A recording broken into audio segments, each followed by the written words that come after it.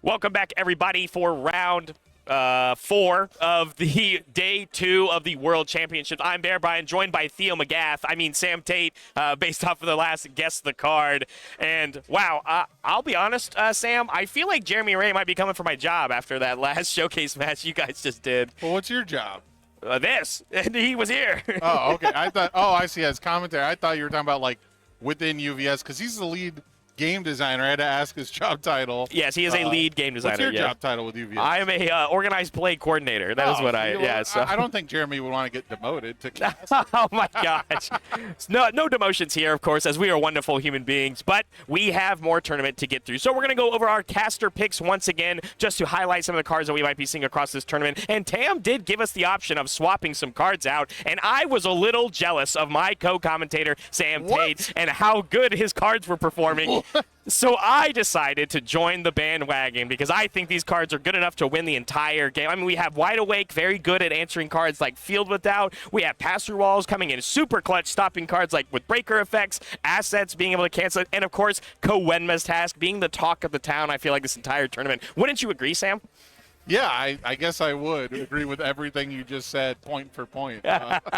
You know what they say, if you can't be great, imitate. That's right, absolutely. Just look at our hair. The long hair pair, Sam and Barrett. Realistically, I actually stuck with the same picks because I believe what Bromley said, which is if you believe in the cards that you chose, you should stick by them. And I still think and stand by it. Vast Hybrid America can kind of come in good all day. I mean, that's still, I think, the best attack in the format. Again, for one more weekend, the last hurrah for Vast Hybrid. And daily training is an absolutely insane value piece. So yeah. I understand where you're coming from. However, I will take the point on Genkai's Guidance because Kowenma's Task cancels Genkai's Guidance, so yes. I win that one. Yeah, you do win that one. I will concede it. I will concede it. But, of course, we still have more to get through. We are officially over halfway done with this Day 2 tournament going in for our top 16. And going into our next feature match, we have someone that we saw yesterday make the qualification for today, which is Ryan Kogod, who has had... Now named Ryan Godzilla. That's right, because he's sporting Godzilla, King of the Monsters, here at this tournament, and that's what he played yesterday. And then on top of that, we can see his performance across getting that 10th place with that amazing Aaron Yeager deck that people were talking about in Buffalo. So close to that top 8. And the interesting story as well is I believe Paul Butler and Ryan were the actually 9th and 10th place at Buffalo, and both of them pretty decidedly made G2 here at Worlds to punch their ticket. So nice little story for both of these players going and really fighting the challenge of still making their Day 2 invite here, and still 2-1 here for Ryan as well. But on the other side of the table, it's the GOAT. It's Kevin Broberg. It's finally time. It is time. Kevin Broberg already at 2-1 as well. Playing that regional history, my goodness. Playing a Pieck finger in the regional history, like you said, is incredibly strong. Yes, absolutely. Well, all the continental ones. Yes. I guess, yeah. And I believe, if you correct me if I'm wrong, the only loss was against the mirror match, which was the creator of the deck he's playing, Tim Keefe, during rounds. So that's his only loss so far is against Tim Keefe playing Pieck finger. I was going to say, yeah, Tim obviously on the same deck. Yeah. So pretty impressive stuff from the Rochester fellas. I talked about earlier in the broadcast, I thought Pieck was a flash in the pan. Super hyped up character, performed overseas at the very first regional it was legal at, and then poof, never again. Yep. Disappeared. But not today. We're going to watch some Pieck UniVersus here this evening. But deck list-wise, we're going to look at Ryan's list. We did, of course, look at it yesterday. And this is that tried and true thing we talked about yesterday, which is a lot of these 4-ups for these very potent attacks on the Chaos Symbol for Godzilla. I'm excited to see a little bit more play from Blue Flame Torment, hopefully in this match, because we didn't see a whole lot of it, I think, when he was on stream last time. But I'm going to be looking for those Vast Hybrid Chimera Krakens, and I think we already know how powerful the Tournament Advance is on killing these stat manipulation characters like Pieck. And I'm very curious how good Dumbfounded has been for him. It's just essentially a blank 3-diff. The only text on it is that it ignores progressive difficulty, right? So that is potentially going to allow him to have smooth builds. You can block with it and ignore progressive, which we saw Ryan is one of the only Godzillas I think I've seen win a game via blocking by spending momentum, Yep. which was absolutely clutch. Very close, absolutely. But on the other side, we're going to take a look at the masterful Pieck finger deck. That is, again, very similar. I believe that, again, the architect of this deck is Tim Keefe or something very similar to these numbers. But I know Bromley is really big on Violent Animus Shot, and it is showing a lot of work here in this deck, you know, giving a lot of stats with what Pieck does. But Blood-Sucking Universe, we talked about a lot yesterday. Blood-Sucking Universe, a card that people read the word counters on, and then they take it out of their deck because their character doesn't work with counters. And, you know, we're seeing it now here at the World Championship with quite a few characters that don't really utilize the counter aspect. I'm scanning the deck list. I don't see any way to add counters to the character. So the tension keyword and the throw keyword probably going to be just enough for Kevin Brobrick. And if there's anything I know about the Rochester guys, it's that they value gaining 2 health even once in a game to change the math. So not relying on the additional text of Blood-Sucking Universe, I think is going to be totally fine. But the way we're almost certainly going to see him win this game is off the Thunder Spear Barrage, a very cheap attack that you can echo late in a string. And if your rival has no ability to block, you can decrease the speed and pump the damage to ridiculous heights. Yeah, absolutely. Of course, we're even going to see, I think the most interesting choice, too, I see a lot of Pieck decks really kind of decide is how many copies of the anti-Titan artillery do we play? Because if you play too little, if you only play like the 1, you could check it early on in the game and then you can't get the search off. But, you know, 2 seems to be the number of just in case being able to not find it early on in your discard pile or even in your hand, but still having at least 1 in the deck to search off of when we do transform into the Panzer unit. But winning the die roll, Ryan, Co-Godzilla, going to be going first. Kevin getting that last little mulligan in here. And I'm actually really excited to see Pieck. Like you said, you talked about the flash in the pan. It feels like it has actually been half a year since we've seen this character. And there's just so many stats. There's so many moving pieces that I'm really excited to see the modern era version of it. And like you said, the 3 difficulty attack you just mentioned. Thunder Spear Barrage really coming in synergistically with the Blood-Sucking Universe because it can give us that momentum immediately with the tension keyword. Right. Yeah, the tension keyword, I think it's crazy that everyone recognizes how powerful the Roman cancel token is, but we don't talk about the tension keyword as being that powerful when, I mean, that's what it does. It gives you access to those powerful abilities. So I definitely expect tension to remain a staple. Most decks are playing 1 tension attack with like 2 to 4 copies. But hopefully, maybe in a future release, we get more tension attacks and that become, you know, a bit more of a theme. You know, what do you have to say about that, Barrett? Maybe some leaks? My favorite. Spill the beans, get fired live on stream today? I think my biggest thing to say about that is if you could imagine any other IP in the world that could use the word tension, maybe that's your best bet. So maybe that's the IP you should be praying for. I was hoping to get the Guilty Gear set leaks. I tried. I tried. I don't know any IPs that have a lot of like thematics with like ropes or like a sailor or something. But you have the tension on the ropes. A circus set of some sort, right? For some tight road whopping. I want to talk about one of these cards in Kevin Robert's stage before we get to this first Blue Flame tournament. I like how you focus on the word tension and not the fact that a Roman cancel would definitely not be a mechanic in any other game. Yeah, that is true. But I wanted to leave the people guessing. Here's our ancient history set where the Romans got canceled by. Oh, I like that one. That's actually probably way smarter. And you know how it is. I am always thinking about the Roman Empire. So Blue Flame Torment coming in here with a beautiful XR version of it as well. But we're going to get that build off of the top from the Pieck ability. That's one of the benefits of going second with this character. And we can, of course, transform whenever we want to as long as we destroy a foundation as that first enhance, right? So not on this first attack, but we are going to end up, we're making checks, milling. What are we doing? So Blue Flame Torment makes your rival make a check against a 6. And if they fail, you get +1 to your check and +1 damage, which Broberg opted to fail both times. However, we've got a +1 low block that gives Breaker 1, which cancels out one of those massive check bonuses. But a second Blue Flame Torment is going to make that feel kind of useless. Yeah, daisy chain these for the basically +2 as long as Kevin keeps giving it away. Also still comes in with a And plus if 3. you're going to keep checking a 3, you're almost certainly not going to pass those. Yeah, but of course, the stats we can negate a little bit. Here's that first enhance from Pieck. We're going to transform. When you transform, we can go find a single copy of Anti-Titan Artillery, build it into our stage, and of course, when we did that, we gave -2 damage. Yeah, this is a really powerful ability. I think Anti-Titan Artillery is an underrated asset as well. I've enjoyed playing it in decks that aren't Pieck. Yeah, I agree. Just hoping I can draw it. It's at one point with Equipment Heist, in the format, not only could you search for it with Equipment Heist decks, but it was also a great way to counter Driven by Retribution, which was one of the best ways for meta decks to counter Equipment Heist. So that's probably about the last time I saw Pieck in competitive play too, was all the way back then.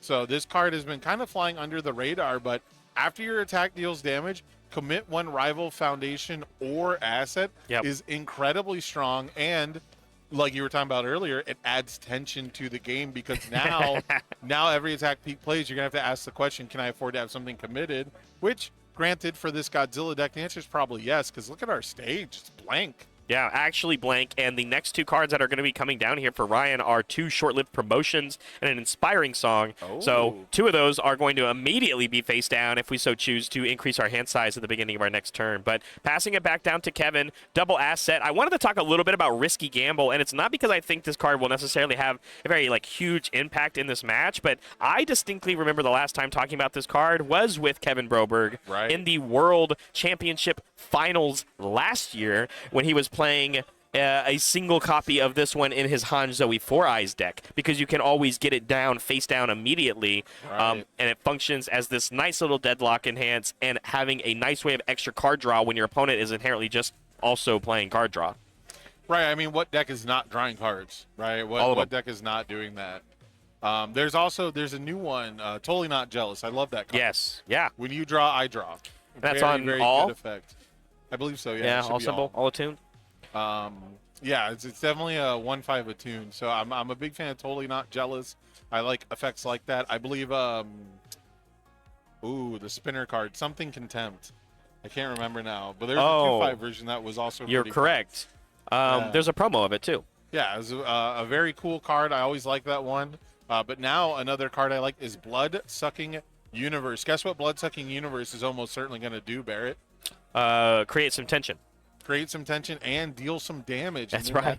That Anti-Titan Artillery has basically 2 effects that trigger off of dealing damage. You get +1 damage from the enhance and potentially burn the rival if they are a Titan character, which, despite Godzilla being the Titan of Terror, he doesn't have the keyword, unfortunately. We don't have Titan of Terror yet. That's in the next upcoming Reign of Kaiju Godzilla set. But you're right. Yeah. But then Anti-Titan Artillery just says when an attack deals damage. It doesn't say non-throw. Yep. So the commit here to get rid of the inspiring song, one of the only speed bumps, right, that Ryan could have. And now Broberg's got a plan for next turn. I think this is, we got our momentum, we got our roaming cancel, we're set up with the damage reduction ability. Our rival is not the most well defended, right? He's not set up defensively very well. No real defensive effects besides Godzilla discarding momentum for +2 to a block, but that's only going to come into play, I'm sure, if Broberg starts to threaten lethal, which our stage isn't that big. However, Vile Seizing here is going to be great when we check a 5 on it. Going to force our rival to make a check. So you played Blue Flame Torment. You want me to check a 6. I'm going to play Vile Seizing and see how you like it. And Ryan's going to pass the check, which I think is the correct call in this position. And I'm wondering, too, because I've been trying to be a lot better at when I watch games and I play games. I want to be in the mind of Kevin Broberg and what thoughts might be going. I'm going somewhere with this. Don't give me that look. And I think Kevin, for thinking before we got to this attack, really wanted to play a second move because we were considering playing the ability on this military airship to take our blood-sucking universe back. I think one of the cards in Kevin's hand is an Ice Sword Execution, which would have gotten the job done of basically committing the remainder of Ryan's stage. But this Vile Seizing also got the job done with a safer check to do so. So now I think the question is, based off of Ryan committing this entire stage to deny 2 damage and a draw, Kevin has to decide, well, now do I even want to do that, or do I take the momentum? And this is all but assuredly also landing to give ourselves another momentum, and we just hold on to this. But that is going to be the play. He has decided to actually pick up the Bloodsucking Universe for a separate turn because this one will also get us some momentum. So that key defensive Roaming Cancel ability, it will be live with the 1 momentum here from the Bile Seizing and then the actual Roaming Cancel token itself. So I was just trying to get a little bit on the diving on why we thought so long on which attack to play if we were going to play one at all. And then I want to ask you on the other side of this. Really quick, I just want to point out, it's really funny that Broberg reviewed an Ice Sword execution because he didn't have momentum and the board stay on the rival side wasn't that powerful. Then we drew into not only a way to generate momentum, but another Ice Sword. So if we do play an Ice Sword this turn, I would be pretty, maybe not surprised considering where we're at now, but it would be a little ironic to think about that. He had made the evaluation that Ice Sword isn't the right card for right now, but then the new hand that we got and the game state changing, right? And that's one of the most beautiful things about UniVersus, because you don't get that in any other card game. You don't get a review step. You don't draw back up to your hand size. You're not going to see 6 fresh new cards that completely change the landscape. And Broberg has been playing long enough to understand that, you know, you have to be adaptable. You have to be flexible. And I don't think we're going to see the Ice Sword freeze here. But that was the scariest check, I think, in what we were deep in, right? Right. Because, again, what I was thinking before, whether he was going to play that second just to get to the military airship, instead we still now chose to do so. But this is going to do some double lifting on the mileage of it because we've already played it once. Yep. And now, not only are we going to get, it looks like we didn't do the Blitz to get a second token. Oh. We might have just, he put the 2 on the I see. That's good. I like that. Oh, that's a good way to do it. Yeah. So we've got the 2 Roman Cancel tokens. And I think what's important about this over the Ice Sword execution is Bloodsucking Universe is going to gain us more health. So we talked about how the Rochester guys recognize and value a little bit of life gain, whereas I don't think a lot of people consider 2 health game changing. Yeah. Not only do we gain 4 instead of 2, but I do think when your character reduces damage, mixing in life gain as pseudo damage reduction really compounds that. So I even like too that because we got to that play, we checked well, which means we committed the Smiling Death. So we not only generated all this momentum, got a little bit of life back, but we were able to swap back over to this side of Pieck, the front side, which means on the first attack Ryan plays, we can build a bonus foundation, wait it out, figure out what's going on. And then we already stifled a little bit of the card draw that Ryan's going to have access to this turn because of that short-lived promotion. Right. So the double short-lived promotion gives Godzilla a very unique opportunity to blow up the board and then build 4 foundations instead of 2, which would give you a pretty sizable I went first in this game sort of scenario. But those assets are going to stick around. Yep. One of them is frozen. So it wouldn't be too bad of an idea, I think, to blow up the board now with that extra hand. However, Broberg doesn't have a huge stage. And while I don't think this Pieck deck is particularly vulnerable, I would not blame most players for looking at the stage that Broberg has and thinking he's not going to be any weaker than this. Yeah.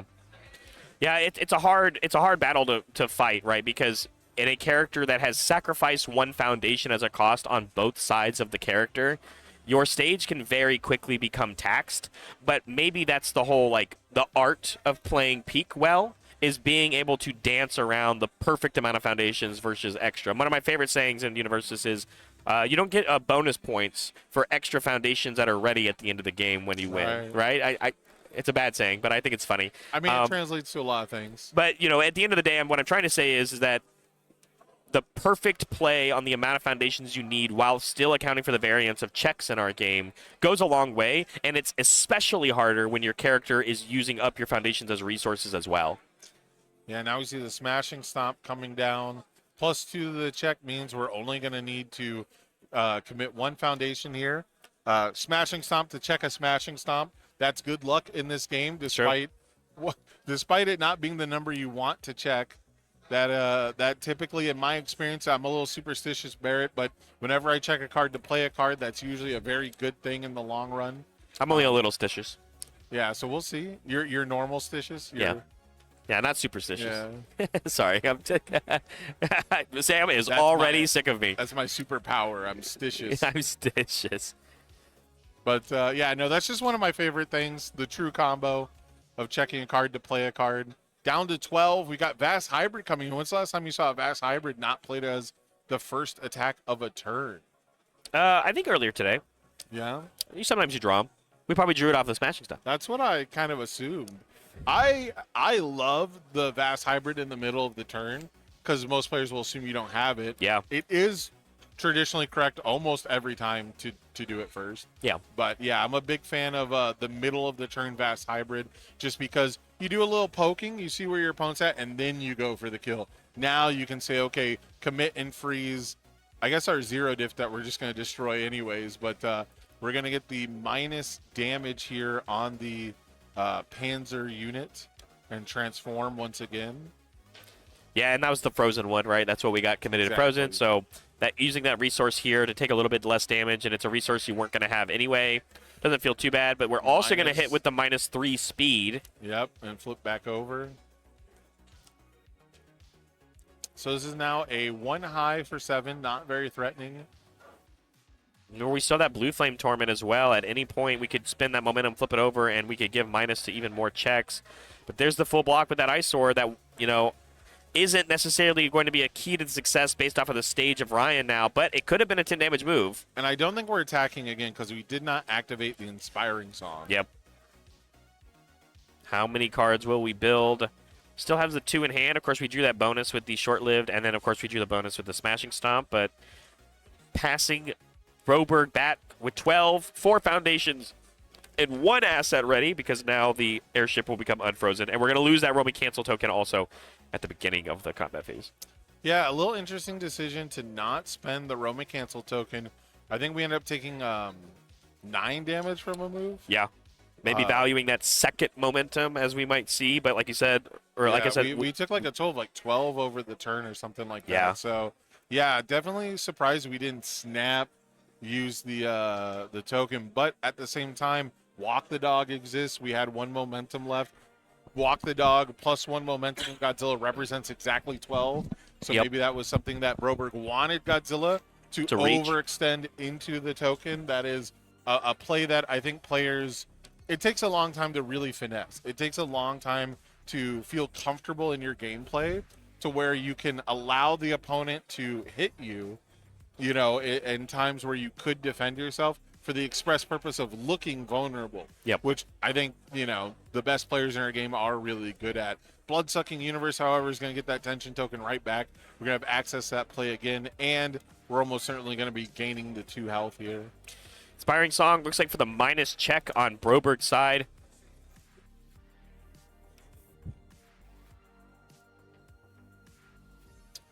Yep, -1 little free breaker action. Now we're going to get the mid block just to reduce the damage a little bit. We're still going to have to take half. Is it not 4? Were we at 21? Did I miss it? I think we were, yeah. Oh. Oops. No, I'm sorry. I was wrong. And it got 1, from the Titan artillery. We even did the selective committal. Obviously, all the foundations are blank, so just to get the extra bonus. But it's not. You can't use it ever on your opponent's turn. So it's like use it now. Can't commit the asset for passing checks anyway. And it looks like we're not responding the game to the 2 health. That is we're still also at 12, so that might be. Yeah. Might be a small mistake. That could come back to haunt us. However, we've got the Roman Cancel token clearing our card pool, so there's a lot of potential here. Pieck can go crazy. Yeah. The resource, game that Pieck gets to play is so different from other characters because she doesn't generate a ton of extra resources, and technically, because you have to commit Pieck, she doesn't actually generate any immediate advantage. Yes. It's just another resource that Pieck can use to fuel her own enhances, not necessarily to pass more checks. But the amount of speed and damage that this character can pile on when you're ready to turbo sacrifice everything is really scary. And if Ryan dumps his hand here, if he blocks here and goes handless, we don't have to transform anymore. We can just stay on the side and give damage. Pumps damage. Yeah, and I'm even looking we talk about sneaky stats coming from other places. Like the I'm with you in the stage is another instance of Pieck essentially while paying that cost still. But yeah, we're going to weave down this Cardboard Crusaders because we have less foundations than our opponent, and this is going to also give a little bit more stats while also playing a second Mikasa's Fatal Cleave. And because, like you said, we went down. Oh, I guess No you saw one cards in card hand. left and right. Oh, he does? Oh, he does. We have drew one. from the I'm sorry. Fearsome, I think, defensively. Gotcha. Yep. But, the question is, do we have another low block? And spinning the momentum for +2 to Ryan's check tells me that we probably do. We do.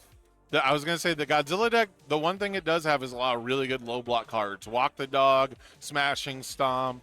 I'm trying to think. Oh, there's a foundation I just had in my mind and I lost it. The Monster Aggression that we Yeah, Monster Aggression. Yep. So, a 1/5 +2 low block, incredibly good in this situation. So, getting the Walk the Dog there to block the Fatal Cleave. I've really got to applaud Ryan. I think the defense we see him playing with Godzilla is pretty immaculate. He's blocked more than any other Godzilla I've ever seen. And you know what's really funny to is after his game yesterday that we watched on stream at the end of the day, I was talking to him about it, and he said, I can't remember what he said exactly, but it was something like, all that blocking I did, that was a mistake. I should have just killed him the turn before or something. And I was like blown away. But yeah, he had a different line entirely, and I was like, that's crazy, bro. You completely won the game by blocking. So. Blocking says you don't die, which means you have the chance to win. If Ryan ends up winning this game, I will say it will be because from the applauding of defense that Ryan has done in this specific instance in game, and not willing to hold on to greedy, attacks like the Walk the Dog, because playing Walk the Dog is very difficult against Pieck. It's great use there to save yourself not only the 10 damage that Mikasa Fatal Cleave was for, but it would have been also a destruction of one of your foundations. Yeah, so this is pretty. Ooh, there it is. Scary here. Here's the once per game.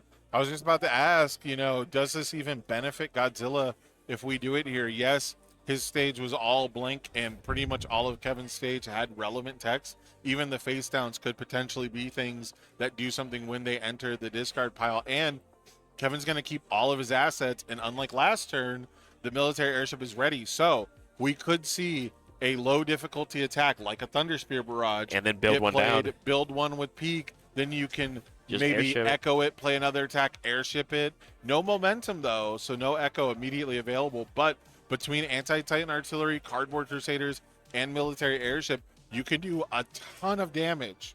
Yeah. With just 2 cards. Yeah, it would have been a lot, because that's the thing is when Godzilla presses that form. Oh, we built pass-through walls. Whoops. That is true. But so one of those abilities. Still, though, playing a 3 difficulty attack, especially one like Thunder Spear Barrage that can be lopsided in one of its stats. True. When your opponent has 0 cards in their hand, because that's what happens when Godzilla presses the form ability, you build everything else. It could have been a hefty chunk while still generating resources for Kevin, and we would have attempted to build these foundations anyway. Yeah, absolutely. Ooh, the cycle. That's big. We are playing Fatal Cleave in Kevin's deck. I've been hit by the cycle ability on that once. It was not fun. Yeah, it's very powerful. I think it's what, discard a card, or is it? And another destruction. Yeah, and they just, yeah. Yeah, I'm pretty sure. Very powerful stuff once the rival cycles. Yeah, selective destroy and your opponent discards. That's insane. It's crazy.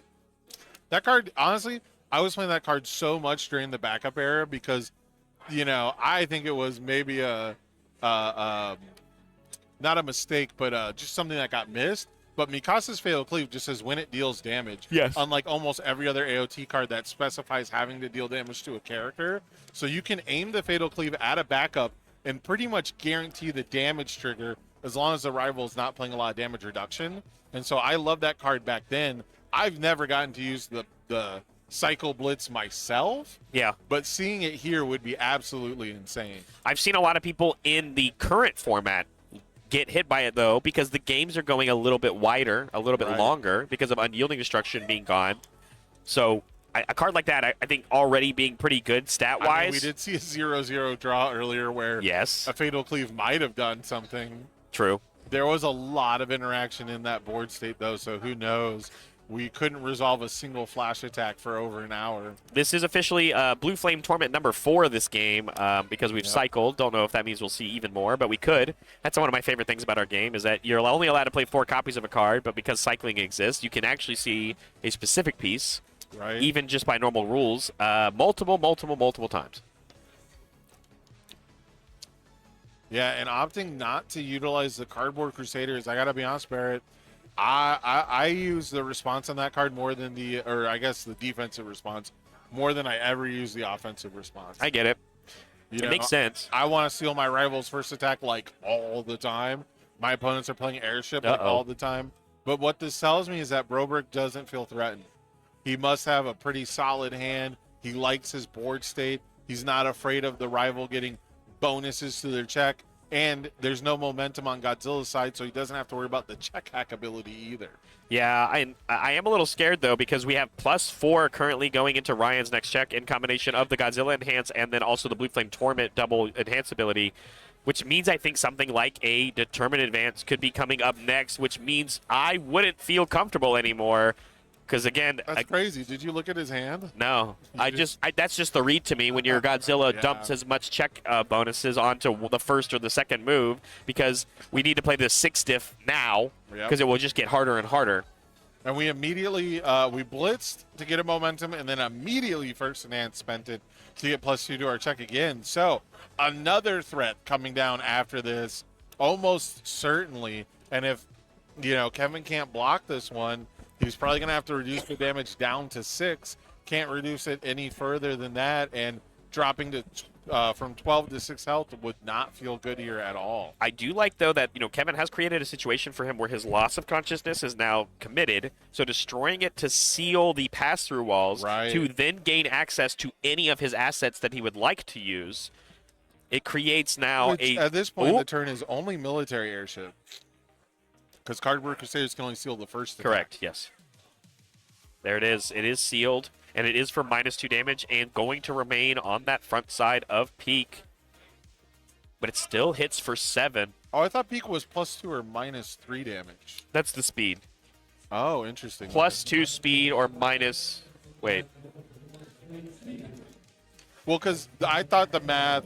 Well, we're scooping it up here. So what was the Ryan's last one? Determined? I was looking at you. I was looking at you, yeah. But I thought the math was +2 from Pieck and then +1 from military made it 3. For 3-3, and yeah. then, So I understand. I did say it wrong. You're correct. Yes, yes. Always -+3. I did say it wrong. But game 1, going to Ryan Godzilla. Making another strong appearance, looking to take down your current reigning world champion.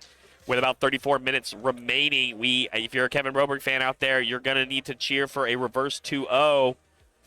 But if you're Ryan, who has had an impeccable performance this weekend so far, and still is... This is the litmus test of the day 1 buff. Yeah. If Ryan Godzilla, who survived day 1, dare I say prospered in day 1, can defeat Kevin Broberg here, I will become a full believer. Yeah, absolutely. Or at the very least, I will feel incredibly accomplished as a Pieck denier, one of the two. You heard it here first. Sam Tate hates Pieck UniVersus. Well, hopefully you heard it on my live stream first, because I have been, just wary of this character. I understand that Pieck puts amazing stats on things.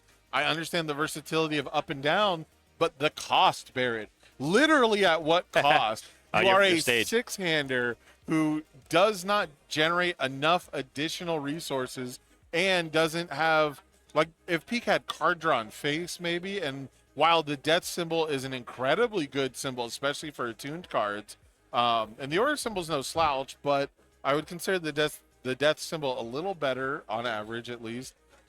It's just, I think that whole time Kevin just didn't have the level of interaction that he'd really want to, and we saw Godzilla was able to defend adequately because Kevin was not spamming every button on his character. I wouldn't even say adequately. I think Ryan is overachieving in the defensive aspects of a character that, we talk about aggro 6-hand size matchups. You would think they go quickly, but when people like Ryan are playing impeccable defense with their 6-hander that is typically just using all of their resources offensively, it's hard not to say that that's just superb gameplay, because I'm a big advocate of I want to play an aggro deck, but you can play it on a different axis. And that, I think, is exactly what makes the good Godzilla players from the great Godzilla players. Absolutely, absolutely. I mean, what's the old saying? Offense gets you there, but defense wins championships. That's right. And I believe we've seen that pretty much every year of UniVersus, even when Nick Reagan won. Yeah. Playing the most aggressive deck I've ever seen win a major in UniVersus, maybe the least possible defense. Nick had solid fundamentals, and he blocked when and where he needed to. You know, he made games go long enough that he got the Endeavor cycle bonus. Talk about, cycling and getting punished. Yeah. So it's one of those things where even when we have this incredibly aggressive, high health six-hander who's tanking damage almost intentionally on their face, the solid defensive fundamentals is what makes the difference. And that might be the difference that we'll see in like Mikasa matchups. Everyone knows it as an aggro character, but only one converted from yesterday. And we saw Ryan Field earlier in the day playing, above adequate, I suppose, defense. Yeah. I would say adequate. I would say, enough Game to 2 get especially. there. Yeah. And so, you don't need to be on lockdown. You don't have to block everything. You don't have to, suffocate the opponent so that they can't possibly attack you when you're playing these 34 health six-handers, 35 health five-handers. But you do have to be active. You have to have proactive defense. Or you end up like another match that we see on stream where no one takes a game win. Correct.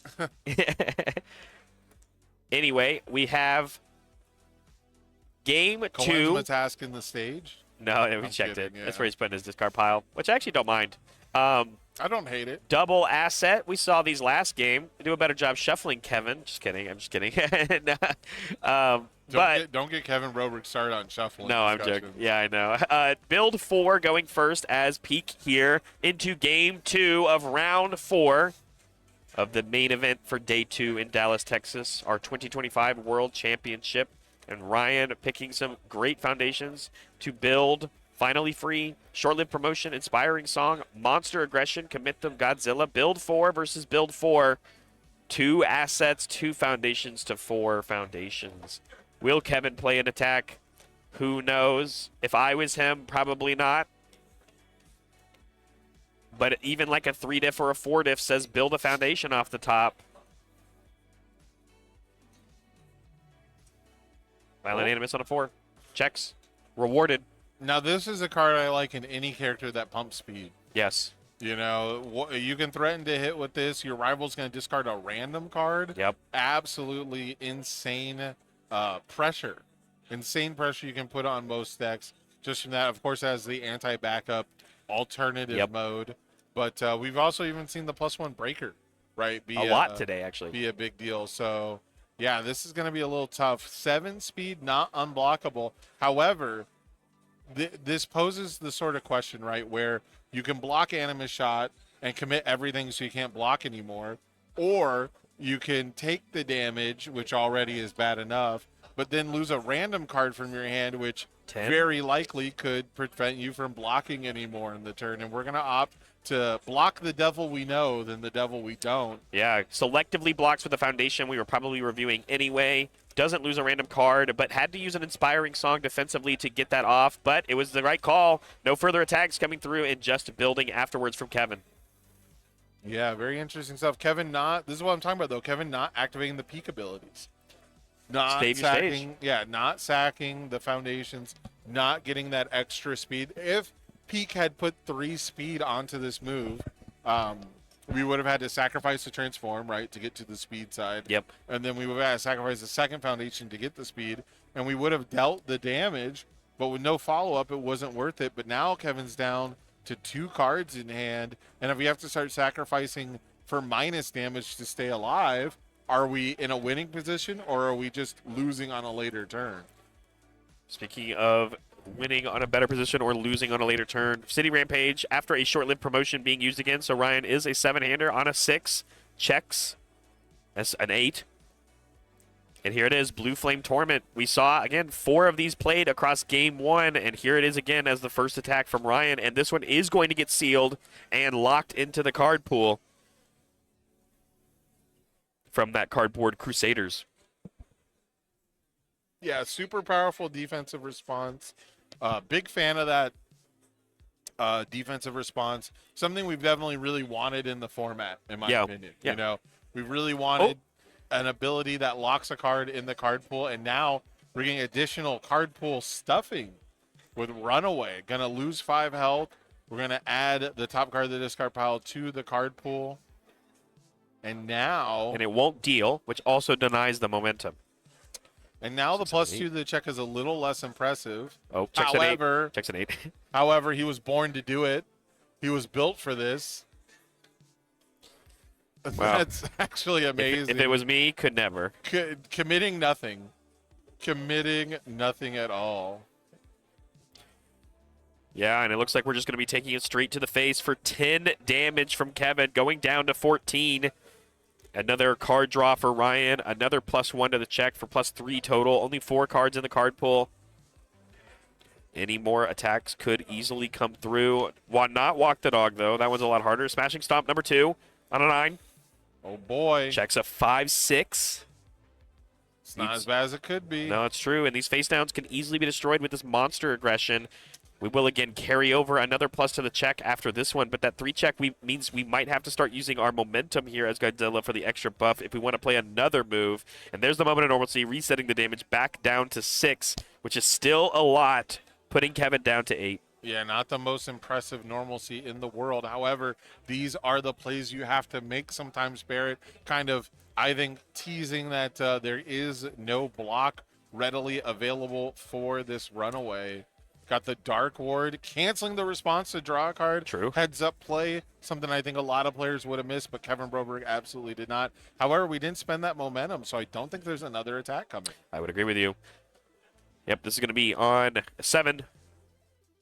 And now we've seen Kevin Broberg play Pieck in the, maybe not on stream, but at tournaments Yes. I've watched it, where the rival put him down to 1 foundation via destruction effects And put still him down win. to 2 health, and he still made something out of it. Granted, that was with the most base card to ever get banned, Sweeping Daggers. True. So there's a lot of value in Sweeping Daggers. That was our Louisville run, where it was Yeah. just me and you for the whole event, and we had the double feature, and we were able to watch, and we tuned into his game, and we were like, "How did Kevin Broberg win that game?" We went back and watched it, and it was exactly what you were talking about. I knew it wasn't like the mainstream game, but No, you're it right, was the we did get backup. Yeah, we got the double feature, which was very, very cool.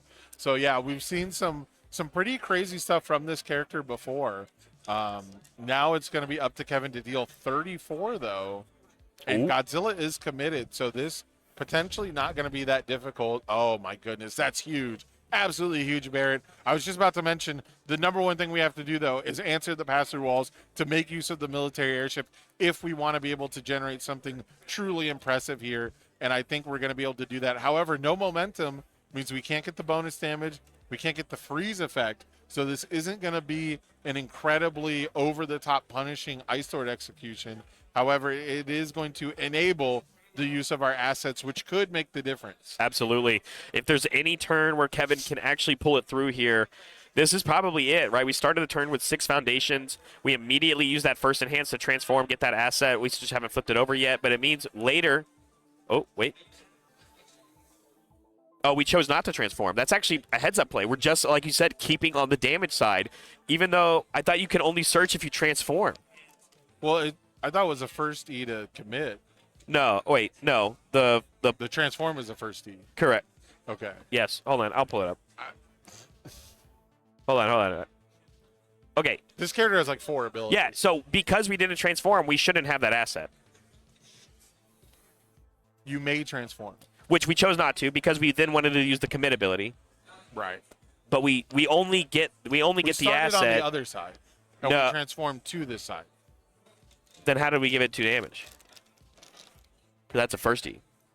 Oh, it's after you transform, you search. Yeah, and we didn't transform. Oopsie. Oopsie. Oh well, it's in the past. Maybe you just transformed back really fast and we missed it. Wait, is that it? What's happening? Board Oh, wipe? we board wipe. I'm sorry. I was like, Board what's happening? I just saw Kevin We were scoop looking cards up. Yeah, we were looking up how Pieck works. I think we might have transformed and transformed back real quick. Because Kevin's the type of guy to be like, hey, That's you got fair. nothing. That's fair. Yeah, I'm going okay. to give it damage, and then Maybe. I'm going to search, and the speed doesn't matter, so Yes. I mark it. Yeah, and maybe that's right. And The maybe you're table right. talk, right? Yes, You gotta exactly. pay attention, That is true. I'm not when accusing. your rival has nothing in hand and like nothing ready, like the marking of the speed might not be a big deal. Our board wipe follow-up is double short-lived promotion, and we are already sitting on 3 momentum ready to go. This is scary if you are Kevin Broberg fans. Hey, look, another moment of normalcy. Normalcy is a big deal here. Being able to tank 5. one attack, potentially. Nice. Double short lip, There it going to is. be an 8-hander. Kevin Broberg, very familiar with 8-handers. Oh, No wait. spoilies. No spoilies. I thought they put that. No, they didn't put that on the. Oh, okay. I don't think so. Interesting. I've only been able to walk past it like one time. I haven't even been able to read it. There's one over in the Rochester vendor booth Yeah, I'll have to go check it out. for an absurd amount because it's the only one basically here because Kevin didn't bring them. That figure. They'll be on the reward store soon enough, everybody at I was home, gonna so say, don't they're worry. not actually out yet. They got to be on the reward store to be out. Yeah, so. their legality, I believe, will go along with Godzilla, so they'll be out eventually. But another build turn from Ryan after becoming an 8-hander means we're not going to see any sort of offense. But how good is our defense? We already know that Ryan is capable of doing it, but that means that Kevin basically has to figure out how to get through the remaining 26 life. And at any point when Ryan draws the attacks, it is going to be an unrelenting onslaught with the 3 momentum and now these extra foundations that we're building. Yeah, not the turn you wanted to see from Godzilla. However, still pretty firmly in control. He had to point out to the judge it doesn't or ignores progressive difficulty. Yeah. We played Dumbfounded as our last foundation on 3. Pretty dumbfounded, don't you Yeah. say? No, I'm kidding. Yeah, and the judge was starting to count. And he's like, hold on. Read the card. Passing back to Kevin. 8 health. Draws to 6. What are our odds here for our current reigning world champion? If you ask me, like you said, day 1 buff really coming in for Ryan here. I mean, again, Pieck can still turn this around. Never say never. -3 speed makes it pretty Ooh. likely that you can hang on for a long time. However, Start Thunder Spear Barrage.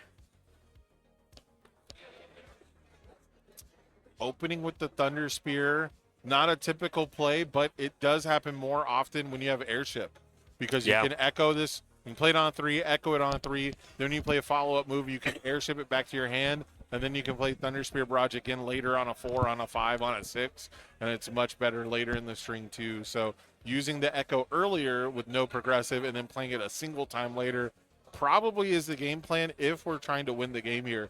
But we might just be trying to get that 26 health down to a more reachable number, and we might be trying to bait Ryan into blocking with an attack, which we do get an attack out, but this attack has that fake breaker on it. That's right. Yeah, they're disruptive. After your opponent makes a check, you can give -2 to it. Failing it is not in their combat phase, though, but you have to spend the momentum and then flip it over as well. It was also a partial. Yeah.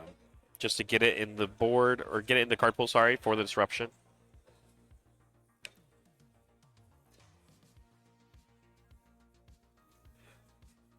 Spends the momentum, checks a 3, everything's fine. Yeah, one of the things that Ryan really needed to do, though, is he needed to completely block the Thunder Spear Barrage. Yeah, because that incredible display got committed due to the anti-Titan artillery. Yeah, and now we're going to see the -2 to the check. Easy commit to.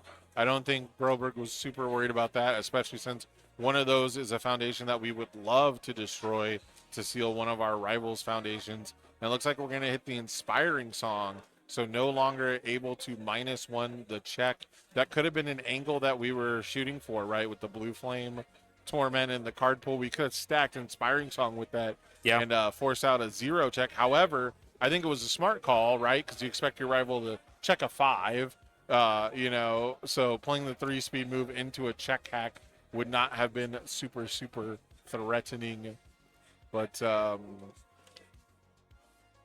we're also getting low in the round here. I mean, I hate to be that guy that always brings up the timer, but if Broberg doesn't skedaddle and tie this up, we could see Godzilla win 1-0 over Pieck, which I would never put money on that bet, but we're getting a little close to it here. We could also see the 1-1 draw, which is, fairly likely. Now with Violent Animus Shot coming down, military airship to add the face down, barrage to hand. The anima shot deals the damage, gets the low block out of the hand, and now we see the Thunder Spear barrage for super mega lethal. So easy 26 damage dealt by Pieck, made it look like nothing. Wow, that was definitely not what I thought was going to happen, but you basically wrote the story because Two attacks. Yeah, and the military airship being that double up when you have the momentum, starting off on a 3, even through the check cap, but like you said, committing the 2 foundations when it's a 3 difficulty attack, when you check the 1, Not a big deal. Not a big deal, and again, enable that loss of consciousness to be committed to get the full value on sealing that inspiring song, so that essentially all disruption was basically done with. So finally, we're going to be getting this game 3 with about 16 minutes left to go. It's got to be Godzilla favored, right? Going first. Low time limit.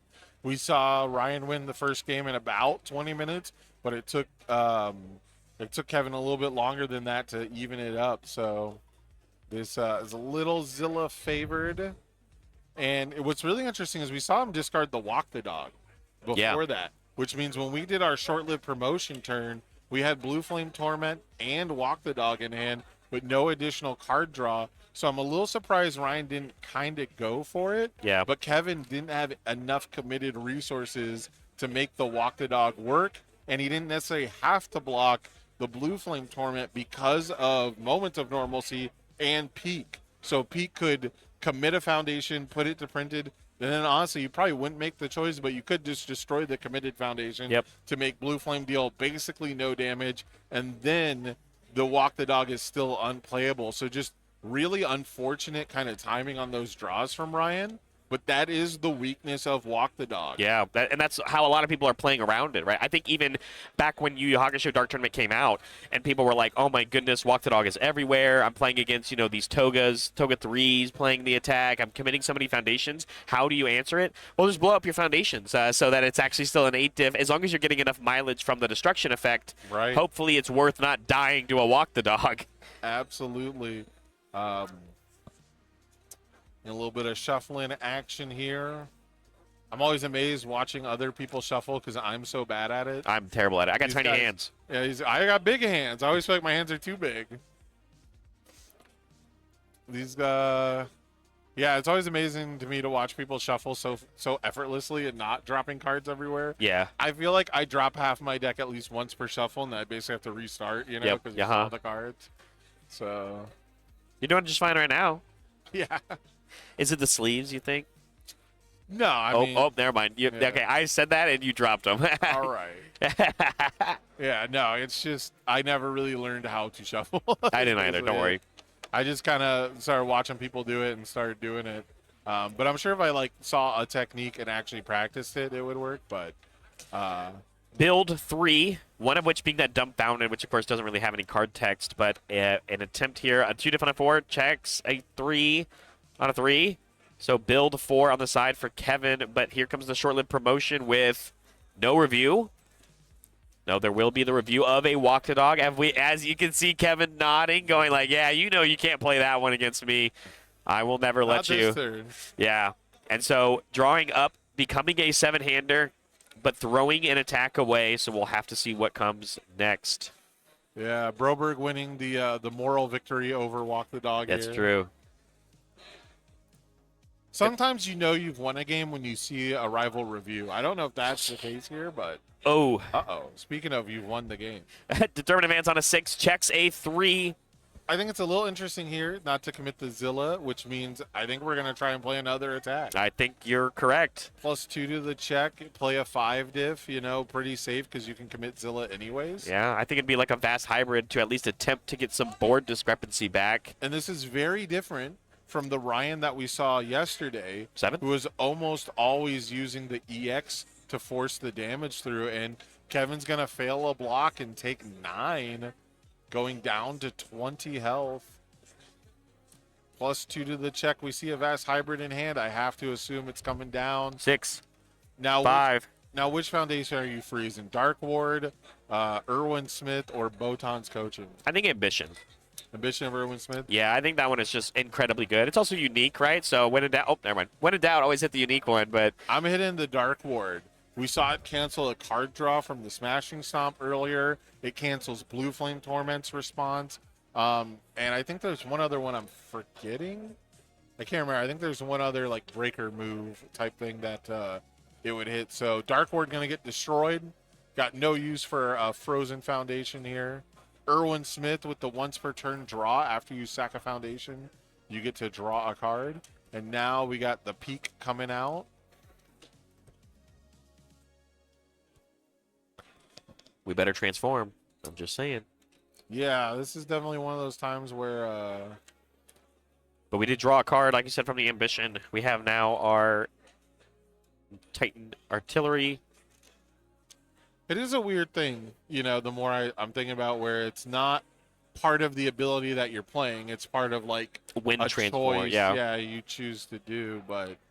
See, we got to transform. Yeah, it looks like there's a little bit of an error in play, unfortunately. Game already recorded. Yeah, that's true. We can't do anything about it. And again, yeah, we didn't see him sacrifice another Foundation, so it can't be the excuse from earlier where we might have just missed the table talk and the back and forth of it. So yeah, and then it's just a build one afterward, but does connect with both of them. That's 2 momentum, knocks Kevin down to 15.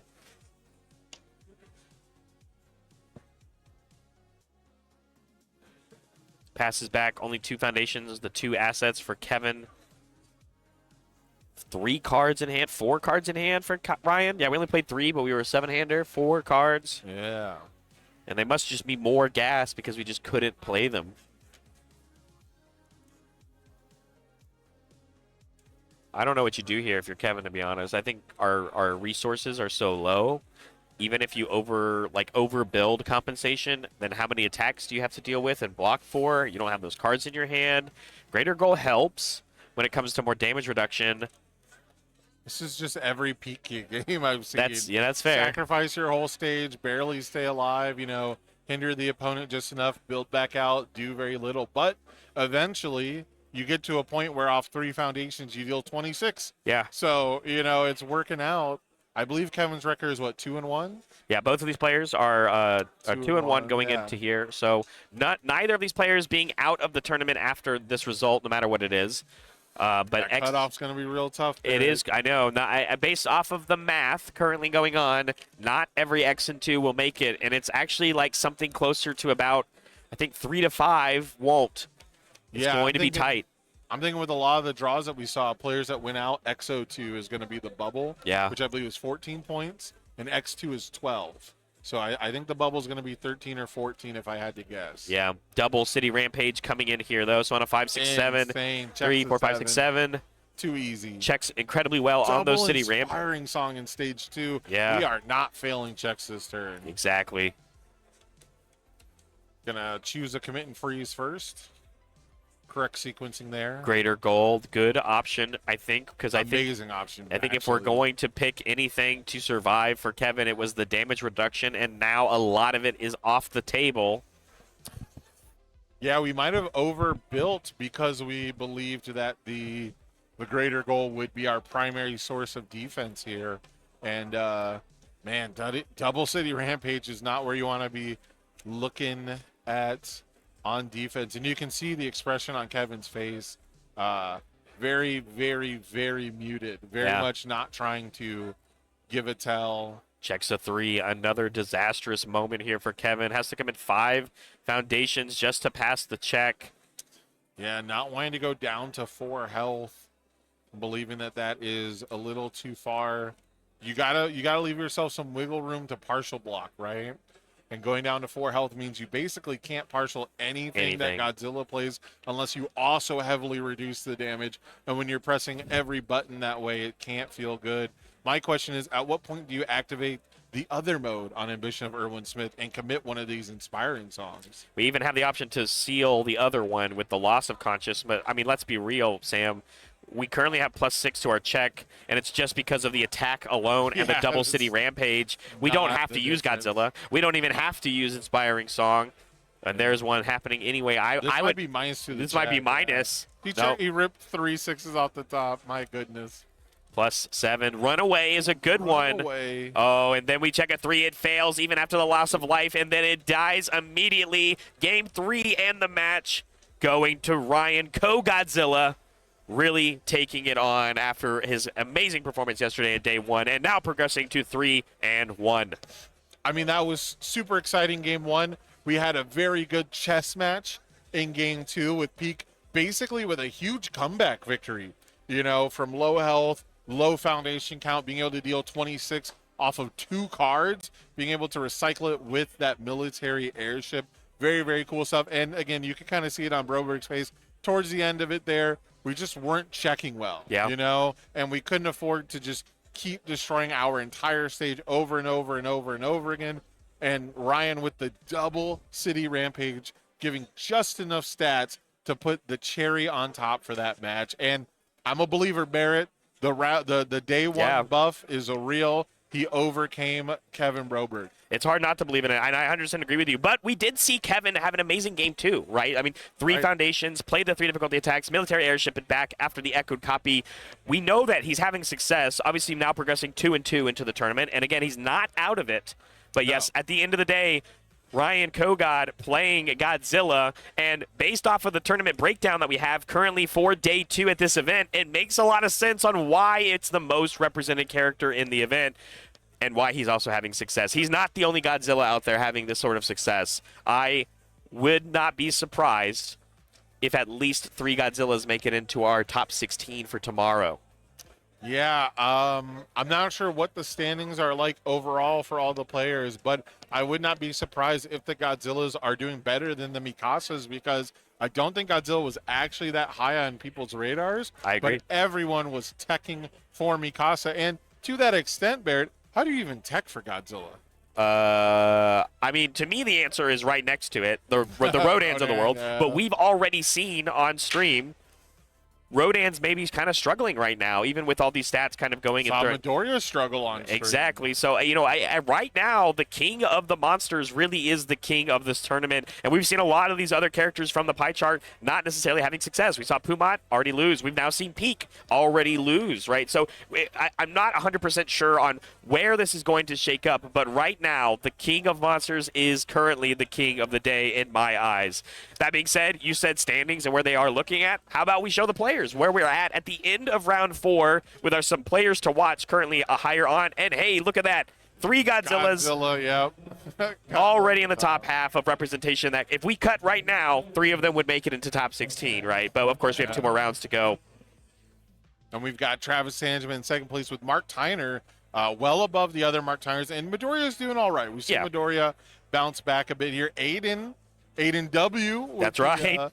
With the Zeke Jaeger, still the biggest anomaly, I think, of the tournament is, and of every tournament I see this deck in, is the Zeke Jaeger Beast Titan. And I have to call it out again. How many names already on this first page that we saw playing yesterday? George R. played yesterday. Ryan Field yesterday. Chris Miner yesterday. Aiden L. yesterday. And as we go to the next page, looking at the rest of these. yesterday, I believe, right? I think he had enough. Yeah, I think TC had enough points. He's a day two. You're right. So, like, Ryan Kogod, you know, played yesterday. So there's so many people here right now that had to fight for their lives to get to this tournament. And like you said, I am 100% also believing in this day 1 buff. Even Cohen, right? Mm-hmm. Incredible performance yesterday on Rodan. Really probably the Rodan to be cheering for right now.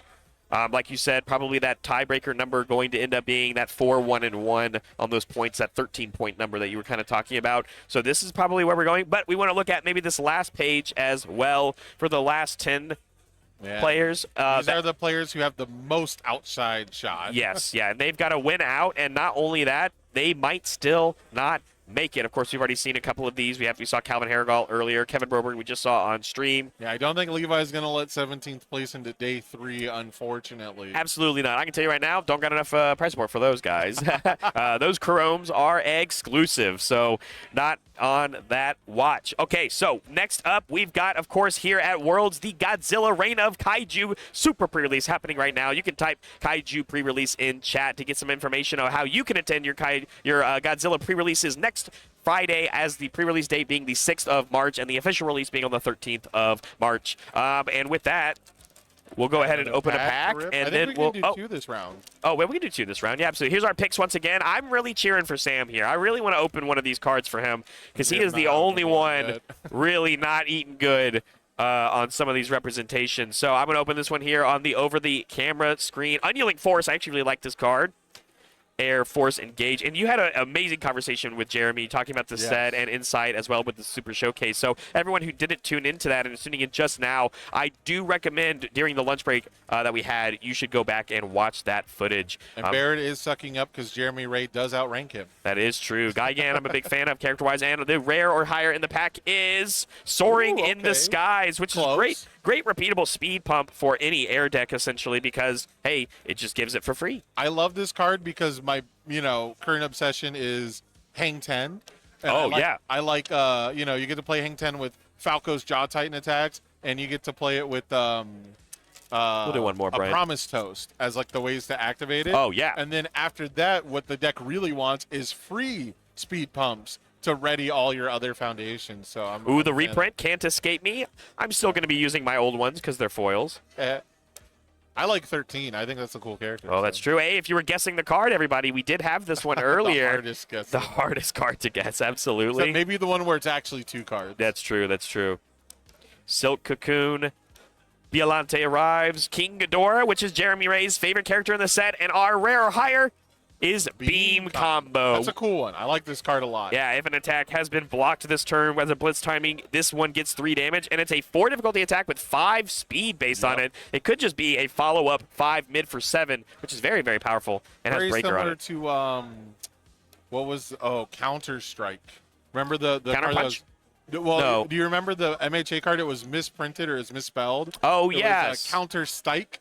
Yes, I do remember that. But that also is gonna, a 5 mid 4 that gets 3 damage if you blocked. That is going to conclude round 4 for us. We only have 2 left, and I believe we're going to do a little bit of swapperoo for the casters, of course. But don't go anywhere. We will be right back. I'm Barrett Bryant.